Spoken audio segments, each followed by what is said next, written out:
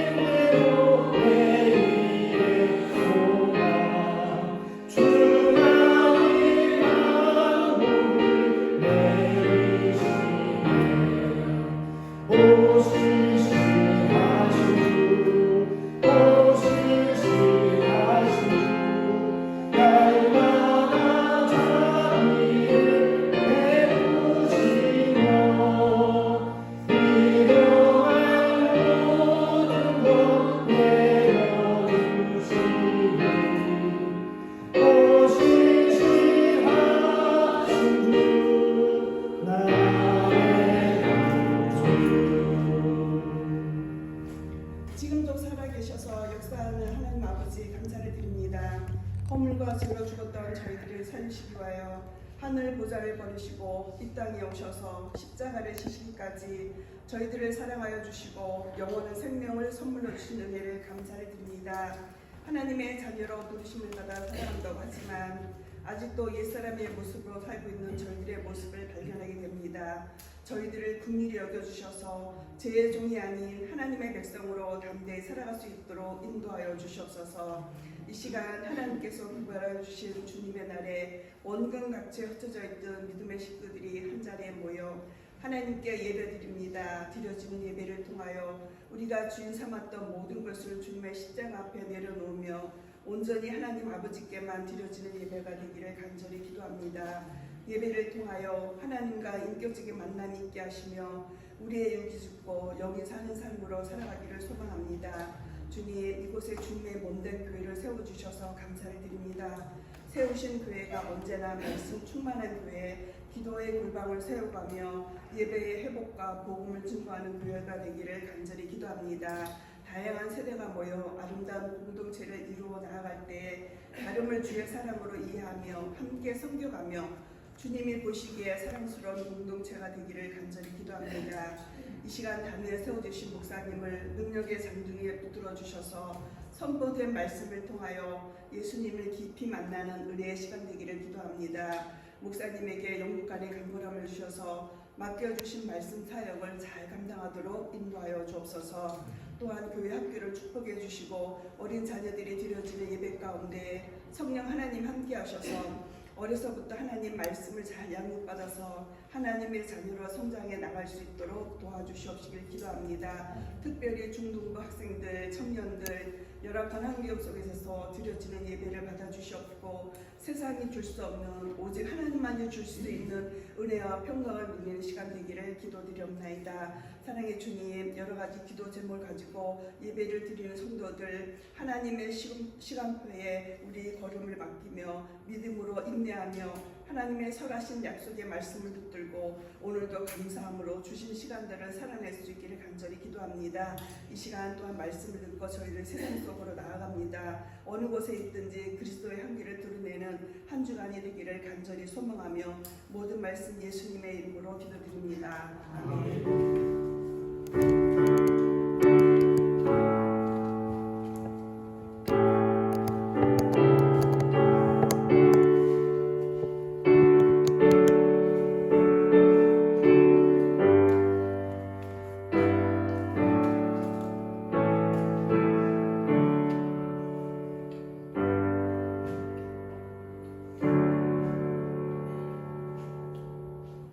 복원하겠습니다.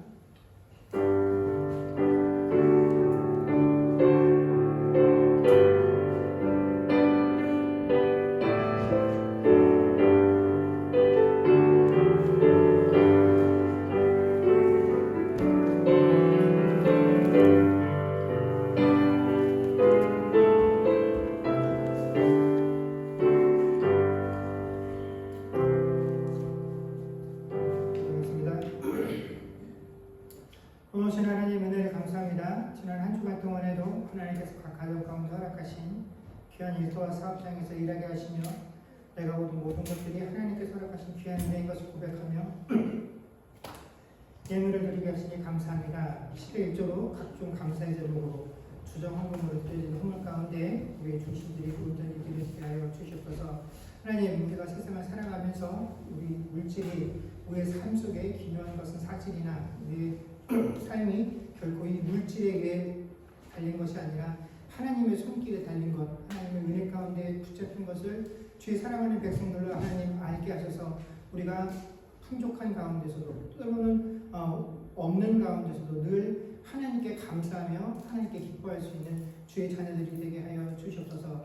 하나님 바라고 원하옵기는 허락하신 그 일과 사업장에서 그 일들을 감당할 수 있도록 우리에게 육신의 강건함들을 허락하여 주옵시고 또는 어려움을 당할 때 해결할 수 있는 지혜들을 허락하여 주시며 하나님 상황이 아무리 어렵고 힘들다 할지라도 그 가운데서도 하나님의 자녀라는 사실들을 잊지 아니하고 아버지 하나님 단지 돈을 버는 아버지 하나님 그 물질의 장소가 아니요 내가 하나님의 자녀로서 하나님의 영광을 드러낼 수 있는 귀한 선교의 현장이라는 사실들 잊지 않고 우리에게 주어진 삶 가운데 최선을 다할 수 있는 주의 백성들 되게 하여 주시옵소서. 오늘도 피치 못할 형편들로 인하여 함께하지 못하는 지체들 아버지 하나님 육신이 곤고합니까? 피곤합니까? 질병 가운데 있습니까? 또 말하지 못할 여러 가지 상황들이 있습니까?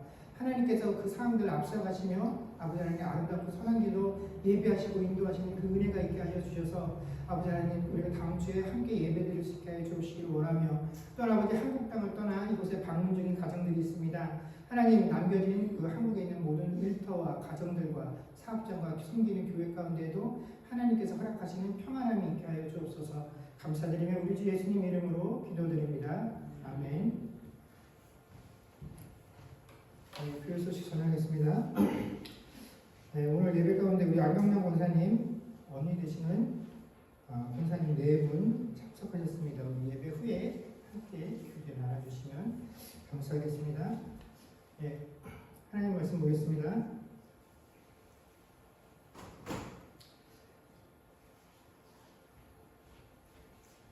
하나님 말씀은 사무엘상 17장 43절에서 49절까지 말씀입니다.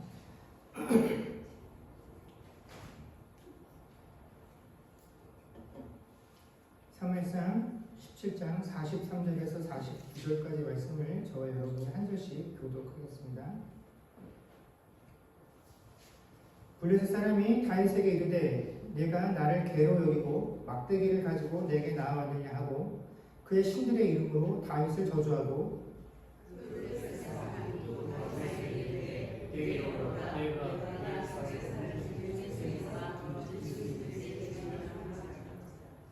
다윗이 블레셋 사람에게 이르되 너는 칼과 창과 단창으로 내게 나아오거니와 나는 만군의 여호와의 이름 곧 내가 모욕하는 이스라엘 군대의 하나님의 이름으로 내게 나아가노라.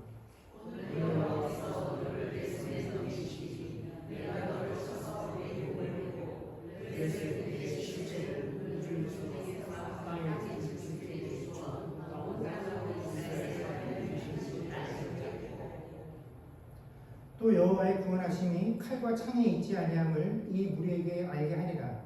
전쟁은 여호와께 속한 것인즉 그가 너희를 우리 손에 넘기시리라.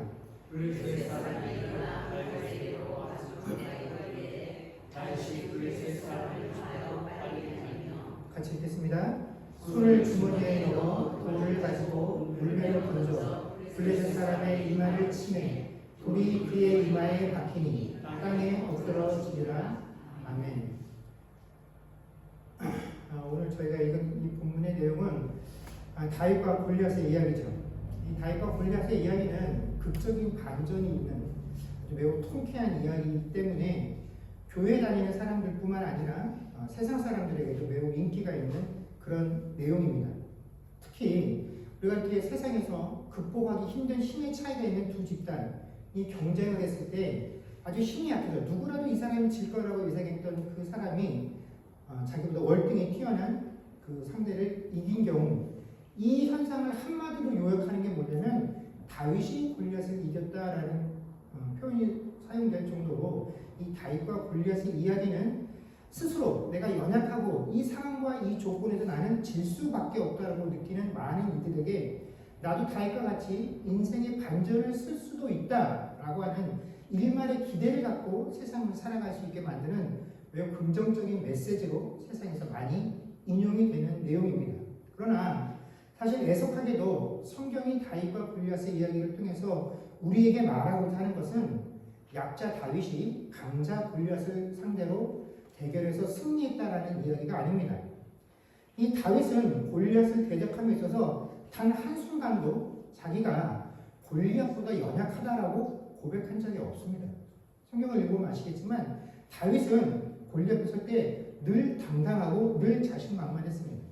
오히려 성경이 이 다윗과 골리앗의 이야기를 통해서 우리에게 비교해 주려고 하는 것은 약자 다윗과 강자 골리앗이 아니라 누가 보아도 강자라고 생각되어지는 이 골리앗이라는 이런 존재를 상대함에 있어서 한쪽인 다윗, 나머지 한쪽인 사울왕을 포함한 이스라엘이 어떻게 다른 모습들을 가지고 이 골리앗 앞에 섰느냐 하는 이 다윗과 나머지 이스라엘 사람들을 비교해서 우리에게 알려주는 것이 다윗과 골리앗 이야기의 진면목이다라는 것입니다.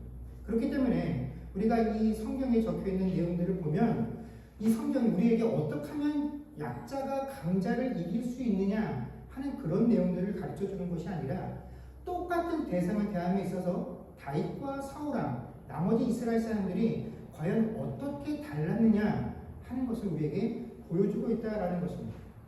블레셋 사람들과 이스라엘이 전쟁을 치르기 위해서 각각 진을 치고 있었습니다. 이 전쟁에서 승리하기 위해서 블레셋이 선택한 최고의 무기는 다름 아닌 골리앗이라고 하는 장수였어요.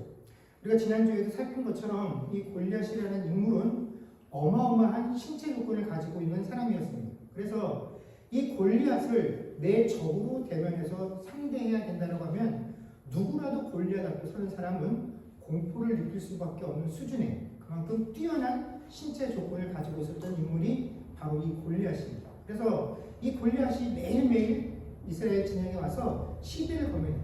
누구라도 좋으니까 나와 1대1로 싸움을 해서 이기는 사람이 모든 것을 다 소유하는, 그래서 지는 쪽이 이기는 쪽에 종이 되자라는 그런 조건을 걸고 1대1로 대결을 하자고 매일 도전을 해왔습니다. 하지만 이스라엘 진영에서는 누구도 이 골리앗의 도전을 받아주지 않았죠. 아무도 골리앗과 싸움을 하지 않았습니다.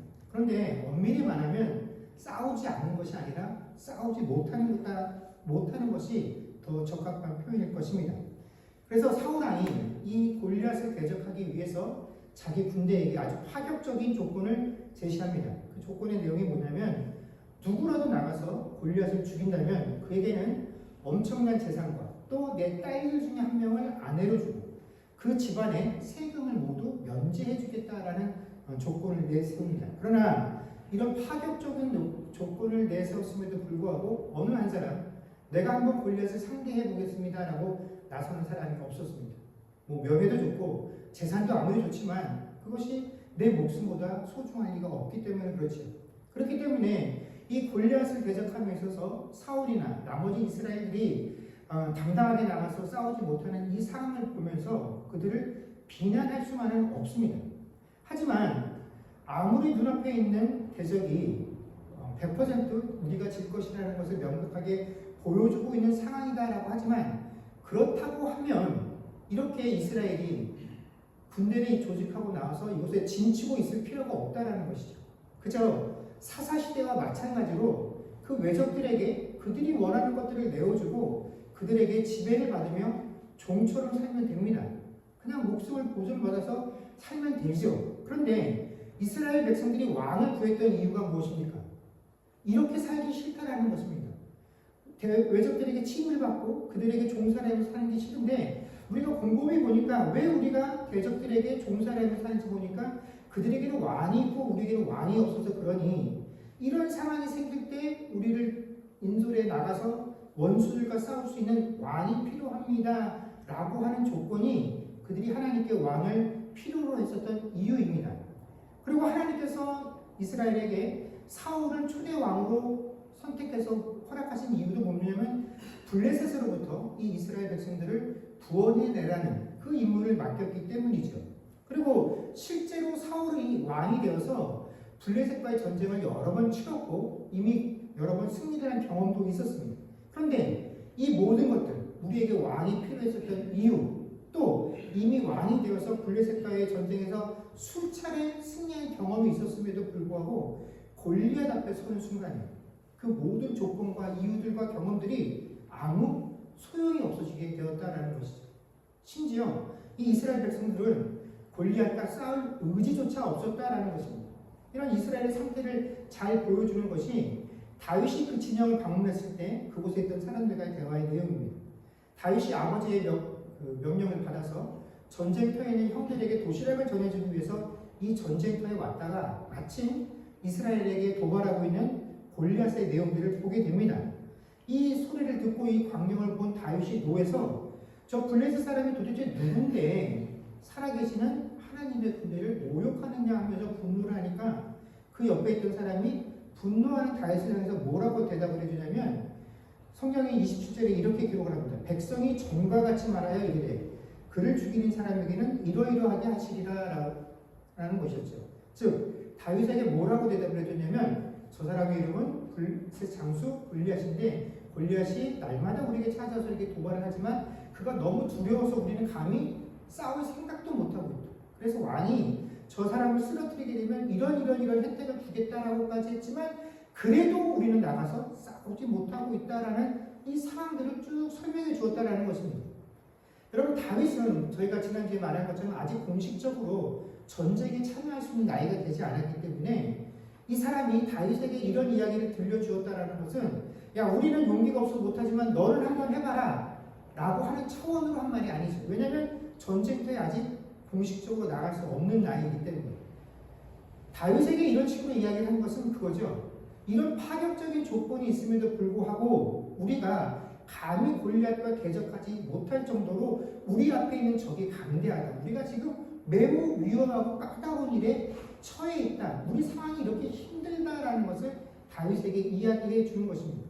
그런데 여러분, 다윗에게 이 이야기를 해줌에 있어서도 우리가 다윗에게 이 이야기를 들려주는 사람의 뉘앙스를 들어보면 어떤 생각이 드냐면 이 상황을 다윗에게 이야기해 줄 때 이 상황이 너무 답답하고 억울하고 속상하고 분하다라는 의미로 말하는 게 아니라 마치 나와는 아무런 상관이 없는 제3자의 이야기를 전해주는 것처럼 다윗에게 이 이야기를 하고 있다는 것입니다. 나가서 네가 만약에 할 수 있다면 왕이 이런 혜택을 줄 것이야 하는 그 상황만을 이야기해줬지 이 상황을 대면하고 있는 이스라엘 군대 거기에 참전한 내 분노가 그 이야기 안에 전혀 포함되어 있지 않다라는 것이죠. 이 상황 속에서 누구도 이 상황에 대해서 책임을 지는 사람이 없고 모든 사람이 이 상황에 수수방관하고 있다는 것을 이 짧은 대화를 통해서 우리가 확인할 수 있다는 것입니다. 그런데 이처럼 골리앗이 이스라엘을 모욕하고 이러한 상황 속에서 이를 수수방관하고 있는 이스라엘의 모습에서 오늘날 교회가 처해 있는 상황과 이것을 대면하고 있는 신자들의 반응을 발견하게 된다는 것입니다. 여러분, 오늘날 우리가 살고 있는 이 세상에 이 시대는 하나님과 이 교회를 비난하고 조롱하는 일들이 수없이 빈번하게 이루어지고 있습니다. 물론 여기에는 신자들의 책임이 가장 큽니다. 우리가 세상을 향해서 불신자들을 향해서 너희는 죄인이라고 말하지만 그런 불신자들도 함부로 행하지 않는 비상식적이고 비인륜적이고 비도덕적이고 비신앙적인 범죄들을 신자들이 너무나 쉽게 자행을 하고 있는 것이 또한 사실입니다. 그래서 그런 일들을 행하고 그런 일들이 벌어지게 되면 마땅히 비난을 받고 이 일에 대해 책임을 져야 합니다. 그런데 교회와 신자들이 이런 상황에 대해서 저항하지 않습니다.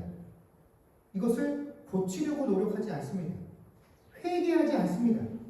이런 상황들을 보고도 못 본 척, 모르는 척 해버립니다. 우리 교회에 이루어진 일이 아니라고 한다면 그 일에 우리 교회 성도와 관련된 것이 아니라고 한다면 이건 우리 교회와도 나와도 상관없는 일이라고 여기고 마치 남의 이야기하듯 함께 그 교회를 비난하고 흉보는데 참여한다라는 것이죠. 내가 손해를 보고 내가 억울한 경우일 경우에는 누구보다도 앞장서서 나서서 그런 게 아니다라고 해명할 수 있지만 이게 내일 우리 교회의 책임이 아니라 모든 교회의 책임이고 내가 비난을 받는 것이 아니라 하나님의 모욕을 받는 경우라고 한다면 우리는 이 상황을 결코 문제라고 여기지 않는다라는 것입니다. 제가 이런 말을 하는 것은 교회를 비난하고 교회를 공격하는 그런 세상과 그런 대상을 상대해서 싸워서 이기라는 그런 이야기가 아닙니다. 여러분, 오늘 본문에도 보면 하나님께서 다윗을 통해서 골리앗을 비난하고 골리앗을 쓰러뜨리는 것이 목적이 아니라는 것을 우리가 분명히 알아야 합니다. 여러분, 다윗이 외치는 내용을 한번 곰곰이 들여다보십시오. 이게 누구를 향해서 외치는 내용이다라고 여러분 생각되십니까? 골리앗을 향한 것일까요? 아닙니다. 여러분, 골리앗을 상대하면서 가장 중요한 것은 그냥 골리앗을 죽이면 되는 거예요. 골리앗을 죽이기만 하면 그 방법이 어찌되었던 내용이 어찌되었던 그는 이스라엘의 영웅으로 대접을 받을 것입니다. 골리앗을 죽이는데 무슨 사족이 필요합니까? 내가 너를 죽여야 하는 그 이유를 일일이 설명할 필요가 없어요. 그냥 골리앗을 죽이면 돼요. 근데 다윗이 이 골리앗을 죽이고 나가면서 그냥 죽이면 끝날 일을 얼마나 많은 내용들을 그 앞서서 설명하고 전달을 하고 나아갑니까? 이런 내용들 골리앗을 향해서 외치면 골리앗이 그 내용을 들으면서 마음이 찔리기는 하겠습니까? 아, 내가 하나님을 모욕하는 것이로구나 하고 두려움이 갖겠습니까? 골리앗은 이런 것에 대해서 아무런 감정의 반응이 없어요. 근데 이것을 누굴 들으라고 하는 것이냐면 골리앗이 아니라 이스라엘 보고 들으라고 하는 이야기인 것입니다. 사울왕이 들으라고 다윗이 골리앗을 향해 외치고 있는 것이죠. 그러니까 지금 다윗이 하고 있는 이 내용들은 골리앗을 대하고 있는 하나님의 백성, 그 이스라엘, 그리고 그들의 왕이라고 하는 사울을 향한 하나님의 판단이다라는 것입니다.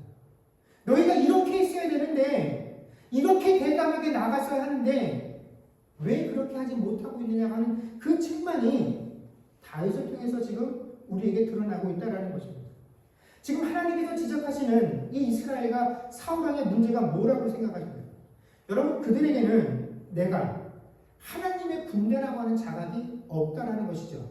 그저 세상에 존재하는 수많은 나라들 중에 하나로서 국가로서의 이스라엘이라는 자각만이 있을 뿐이다라는 것입니다. 그렇기 때문에 이스라엘이 아무리 무시와 조롱을 당해도 얼마든지 참을 수 있죠. 왜냐하면 나에게 직접적으로 아무런 손해가 없기 때문에 그렇다라는 것입니다. 누군가 나를 비난하고 조롱하면 화도 내고 분할 텐데 나에게는 아무런 손해가 안 와요. 나라를 비난하고 조롱해도 나에게는 아무런 타격감이 없어요. 그렇기 때문에 분노하지 못한다라는 것입니다. 그런데 다윗은 이 골리앗의 조롱에 분노했다라는 것입니다. 골리앗이 자신을 비난하고 조롱했기 때문에 그런 것이 결코 아니죠. 다윗이 분노한 이유는 하나님의 군대가 모욕을 받고 있었기 때문에 그렇다라는 것입니다. 그에게 있어서 하나님의 군대가 모욕을 받는 것은 곧 하나님께서 모욕을 받는 것이었기 때문에 그렇습니다. 그래서 45절에 다윗이 뭐라고 합니까? 나는 만군의 여호와의 이름 곧 내가 모욕하는 이스라엘 군대의 하나님의 이름으로 내게 나아가노라 라고 이야기를 하고 있다는 것입니다. 여러분, 골리앗이 이스라엘 진영에 앞에 와서 이스라엘을 비난하고 조롱하고 모욕할 때 한 번도 하나님의 이름을 언급한 적이 없습니다. 그냥 이스라엘을 언급하고 그들에게 모욕을 주었을 뿐입니다. 하나님을 모욕한 적이 없어요. 그러나 다윗은 골리앗이 하나님의 군대 이스라엘을 모욕한 것이기 때문에 이것이 곧 누구를 모욕한 것이라고요? 하나님을 모욕한 것이다라고 분명하게 밝히고 있다라는 것입니다. 그래서 하나님이 모욕받았기 때문에 내가 참을 수 없다라고 다윗이 선언한 것이죠. 이처럼 다윗은 하나님의 이름이 모욕을 받고 있다는 것에 분노함을 통해서 내가 어떤 존재, 나는 하나님의 백성이요 하나님의 자녀다라는 것을 드러내고 있으며 내 마음이 하나님을 향해서 어떠한 상태인지를 드러내 보였다라는 것입니다. 이것이 바로 하나님께서 보셨던, 하나님이 다윗을 택할 수밖에 없었던 그 다윗의 중심, 다윗의 마음이다라는 것입니다.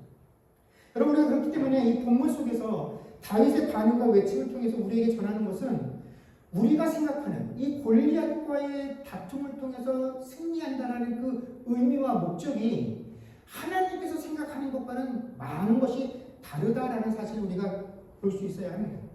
여러분, 다윗이 골리앗과 싸우는 목적은 골리앗을 넘어뜨리는 것이 아니다라는 것이죠. 골리앗과 대적하기 위해서 다윗이 나섰을 때 그가 뭐라고 이야기하냐면 온 땅으로 하여금 이스라엘에 하나님께서 계심을 알게 하기 위해서 내가 이 싸움에 나아왔다라고 이야기를 하고 있다라는 것입니다.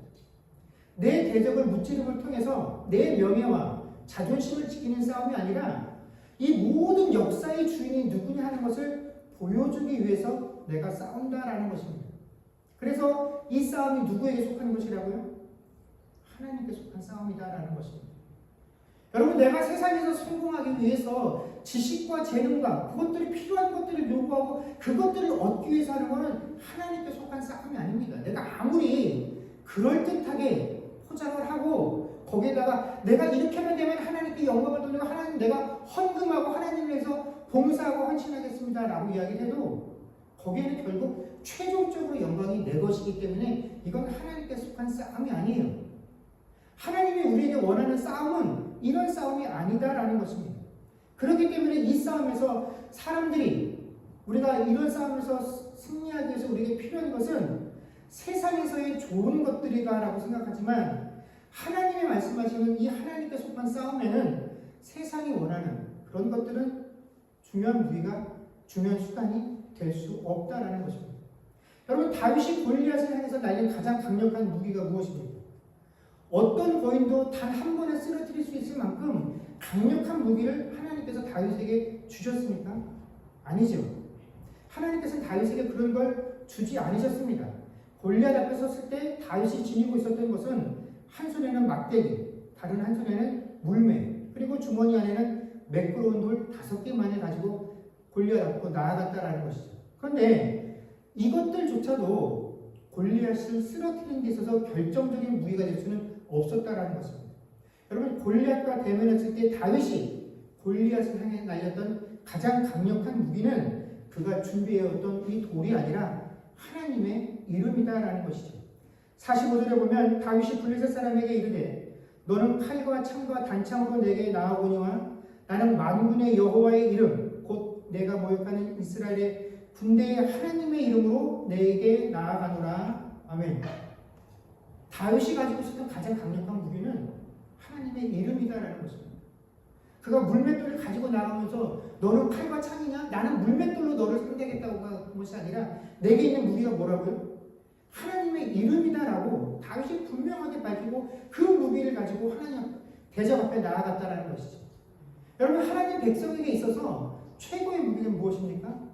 하나님이라는 거죠. 우리에게 하나님보다 더 강력한 무기는 없죠. 물론 하나님을 가지고 있다는 것이 하나님을 휘둘러서 그 하나님으로 적을 무찌르는 것은 아닙니다. 우리가 하나님의 이름으로 나아가 대적한다는 것은 하나님께로부터 나온 말씀, 하나님께서 우리에게 주신 그 약속을 믿고 신뢰하는 그 믿음을 의미하는 것이죠. 우리가 잘 아는 것처럼 예수님께서도 공생의 사역을 시작하기 전에 사단의 시험을 받으셨습니다. 예수님께서 어떻게 이 사단의 시험을 이기셨습니까? 말씀으로만 이 모든 것들을 대적하시고 공생의 사역을 시작하셨죠. 우리가 잘 아는 것처럼 예수님께서 내가 언제 어느 때라도 하늘에 있는 천군 천사들을 동원할 수 있다라고 하셨습니다. 그러나 그렇게 하지 아니하시고 주님은 오직 말씀만으로 이 모든 상황들을 이겨내셨다라는 것이죠. 왜냐하면 이 모든 일을 주관하시고 내가 이 싸움을 통해서 드러내야 할 존재가 누구이기 때문에 그렇습니까? 하나님이시기 때문입니다. 오직 하나님만 가지고 싸우겠다라는 것입니다. 하나님이 주신 그 약속과 말씀만 가지고 싸우겠다라는 것입니다.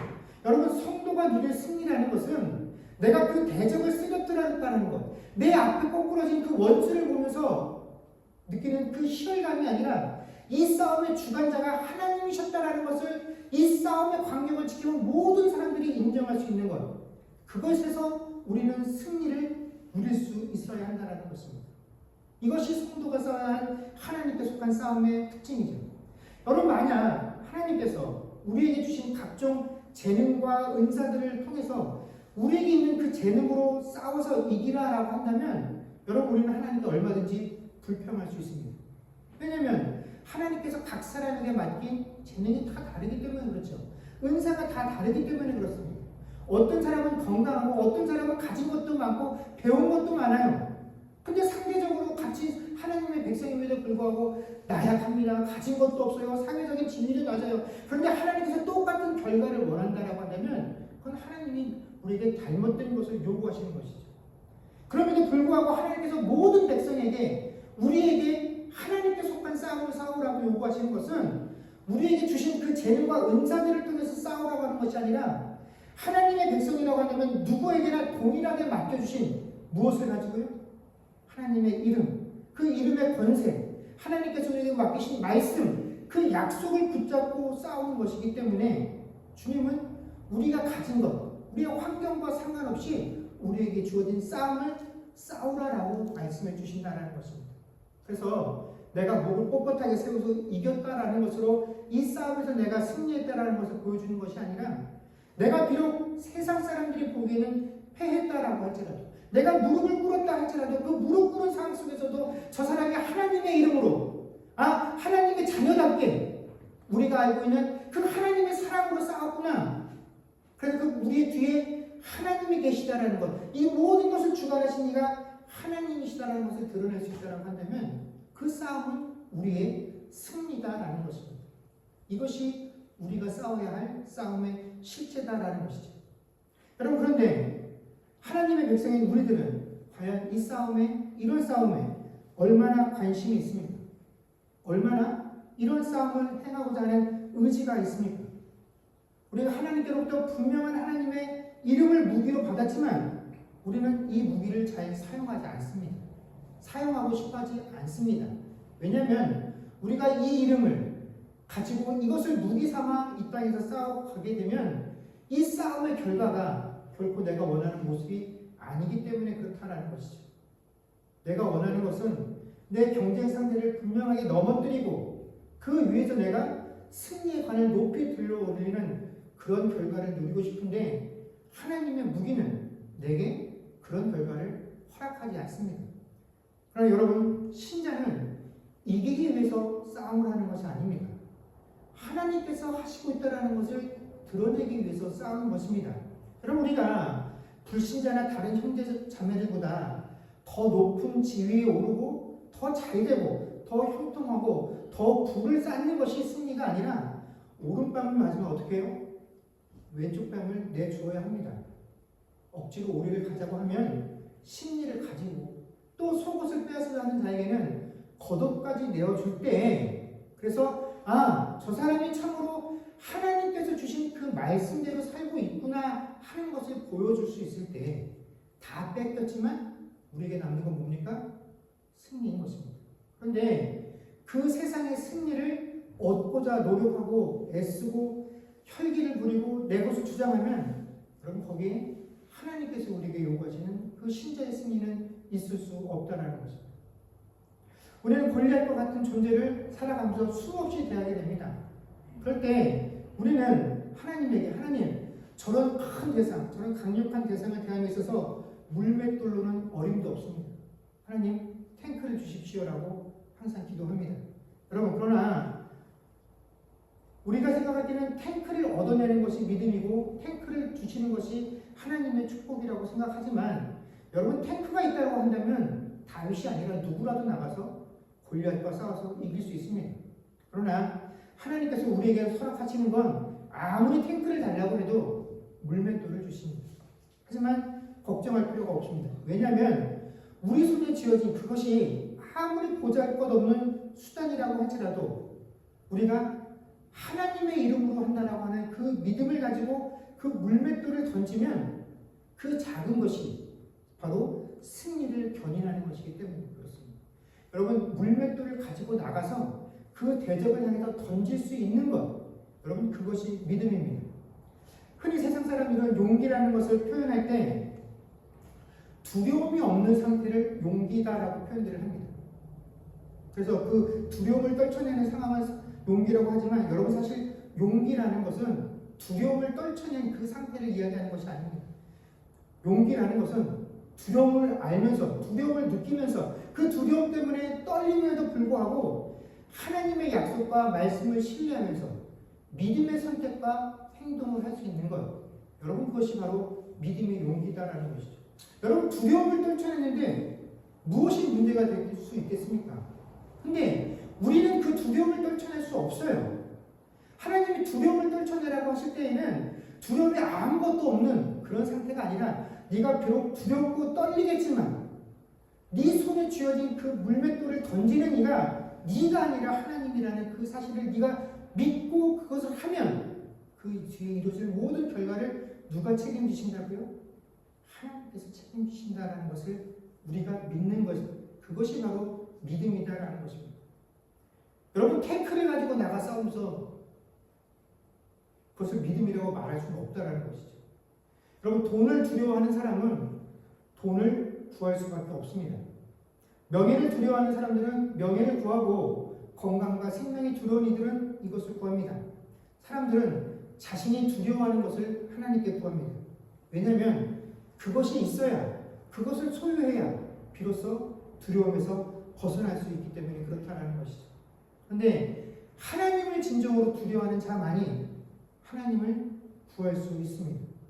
그리고 그 하나님을 두려워하는 자의 손에 아무리 보잘것없는 물맷돌이 들려있다라고 해도 그 사람은 승리할 수밖에 없습니다. 왜냐하면 그 돌을 던지는 힘이 내 힘이 아니라 하나님의 힘이 있기 때문에 그렇다라는 것이죠. 오늘 이스라엘 백성들은 자신이 정말로 두려워해야 할 존재가 하나님이시다라는 사실을 잊어버렸습니다. 눈앞에 보이는 그 골리앗에 압도되어 골리앗을 두려워하고 있었죠. 그러나 다윗만이 이 세상에서 진정으로 내가 두려워해야 할 대상이 하나님이시다는 사실을 알았기 때문에 그 하나님의 모욕받는 것을 참을 수 없었던 것입니다. 사랑하는 성도 여러분, 우리가 이 땅을 살아가면서 우리가 성도로서, 신자로서 기억해야 할 우리 싸움의 본질이 있습니다. 그것은 뭐냐면 우리가 행하는 이 모든 싸움은 하나님께 속한 것입니다. 근데 이 싸움에서 이길 수 있는 유일한 방법은 하나님을 드러내는 것 뿐입니다. 우리가 이 사실을 믿고 하나님께 속한 자로서 우리에게 주어진 삶을 살아가는 저와 여러분들이 되어질 수 있기를 주의 이름으로 간절히 축원합니다. 기도하겠습니다.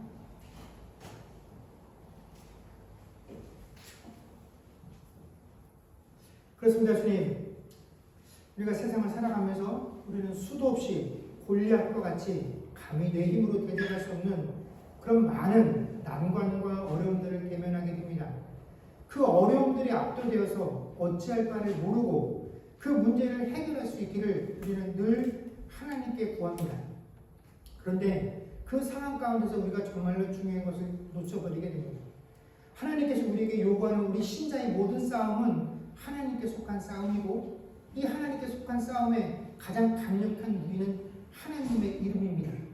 내가 병에 걸렸기 때문에 이 병으로부터의 회복되어짐이 아니라, 내가 물질에 문제가 있기 때문에 내 삶에 물질을 공급받는 것이 아니라, 내게 필요한 형통함들이 필요하기에 그 형통함을 하나님께 갈망하는 것이 아니라, 그 모든 것을 잃어버린다라고 할지라도 내 삶의 주인이 하나님이시다라는 것을 드러내는 것이 이 땅에서 우리가 싸워야 할 싸움의 본질입니다. 그래서 다윗이 이 싸움을 하는데 싸움이 하나님께 속한 것이다라고 이스라엘과 사울왕에게 선언한 것입니다. 주님, 우리가 하나님의 백성인 것을 잘 알고 이렇게 하나님께 간구하고 매일 묵상하고 예배하는데 우리의 마음속에 남은 것들이 무엇입니까? 우리가 지금도 하나님께 감일급해하며 구하고 있는 것들이 무엇입니까? 다 내 것들입니다. 다 내 형통함들입니다. 내 원통함들을 해결하는 것들입니다. 그러나 정작 이 땅에서 하나님이 모욕받는 것, 내가 건강을 회복할 수 있으면, 성공할 수 있으면, 물질을 얻을 수 있으면 하나님이 모욕을 받거나 하나님의 이름이 없이 여김을 받거나 우리는 여기에 아무런 관심도 없고 여기에 마음 상해하지 않는 것이 하나님의 자녀인 이 교회와 신자들의 모습이 되어버렸습니다. 하나님, 우리가 그리 되지 않게 하여 주시옵소서. 이 땅을 살아가면서 우리가 싸우는 이 싸움의 본질, 하나님의 이름인 것을 우리로 하여금 깨닫게 하셔서 하나님의 이름이 모욕받지 않는 그 선한 싸움에 내가 동참하고 그 싸움에서 승리하는 것을 우리 승리의 기쁨으로 여기며 살아가는 주의 백성들 되게 하여 주옵소서. 감사를 드리는 우리 주 예수님의 이름으로 기도드립니다. 아멘.